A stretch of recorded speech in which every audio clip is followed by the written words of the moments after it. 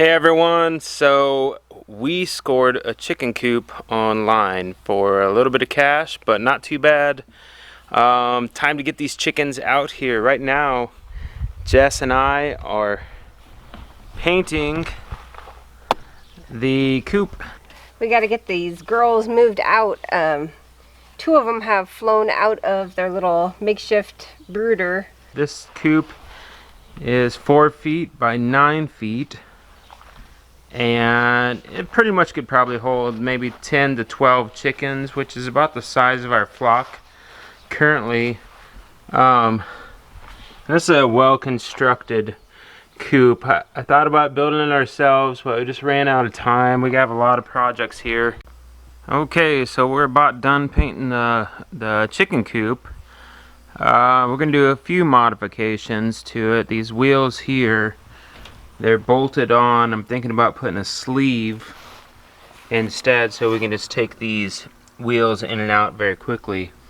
This is the nesting box here. So I don't know if you all can see in there. There's 4 slots for nesting boxes, and this for cleaning. This just pops up out of here. So when we need to clean it, it'd be fairly simple to do. Up here we got ventilation.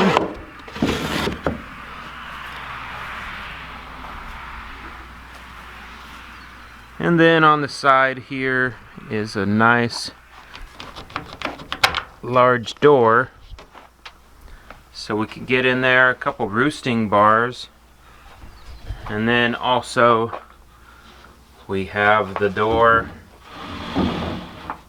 that when we want to let our chickens out, they can just go out and enjoy the sunshine.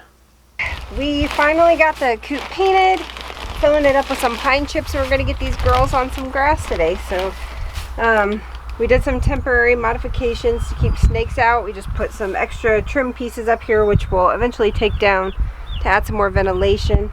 And then Dustin did a modification on the inside.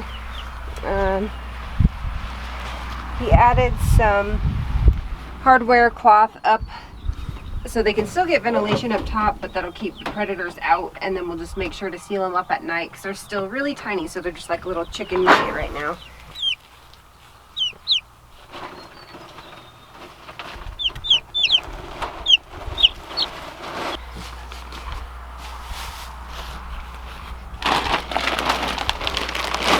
Pretty nice. There's probably room for about 5 full-grown birds on each roosting bar, and we have nine chicks right now, and if one of them doesn't grow up to be a rooster, we're probably going to get a rooster. And they won't be locked up forever. We plan to do some more free ranging. We're thinking eventually we'll move the chickens like throughout the yard, and they may end up back between the garden. And look, the garden is all tilled.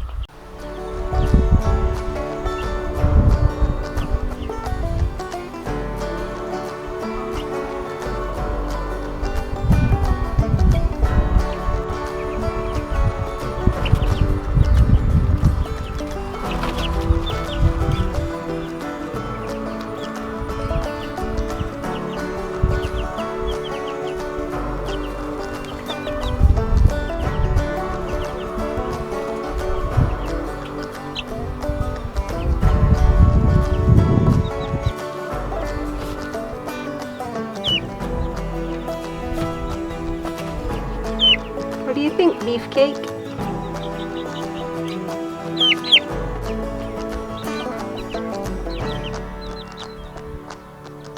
Our tiller wasn't really ready to go, and we only had a couple days left to get our fall garden in. So a guy came in, tilled it for us this morning, and it looks nice. It's nice and fluffy. We still need to get some rocks out of there, it looks like. But I'm really glad, like looking at the soil compared to the front of our property. The front has a lot more clay, and this actually looks like nice soft dirt.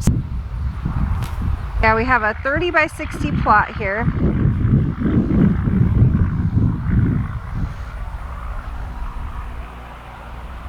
We're gonna plant this all with fall stuff here within, you know, the next 2 days. So we're gonna plan to bring the garden out further yet next year. We could go 30 feet. Make it 60 by 60. Yeah, let's double the space. So we're probably going to take these T-posts out here, just kind of redo this little fence line. We're gonna rip out this rose bush, and we're probably gonna keep that lilac way in the back there. That's the lilac right here.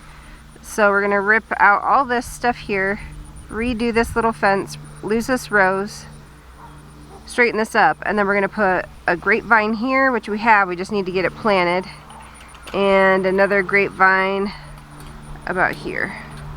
So that way they can use this to be their trellis. And we plan to keep this little garden here for a while, so it seems like a good place for grapes. It'll keep the dogs out of the garden if we keep a little fence line here. And we were really happy to discover that this fence line already has a couple grapes growing on it. So back in the very corner of our property we have a fence, and there is a grapevine growing on it already.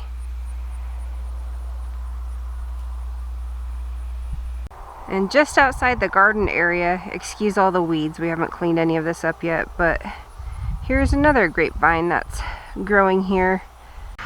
We lucked out and Tractor Supply had a couple of grapes left. I think they were the last two, so these are the grapes that we're going to tuck in along the edge of the garden. And we have muscadine grape and Niagara grape. So green and a red variety. This is seriously bringing me so much joy to see everything kind of falling into place. Our chicken coop and seeing that tilled garden plot way back there. Love the progress. Alright, little girls, be safe till morning. We got the girls all tucked in for the night, and they'll probably need a heat lamp for just a couple more weeks, and then sayonara. We are not using a heat lamp again on them, but while they're this small, until they're about 6 weeks old, we'll need to keep the temps up. Night, ladies.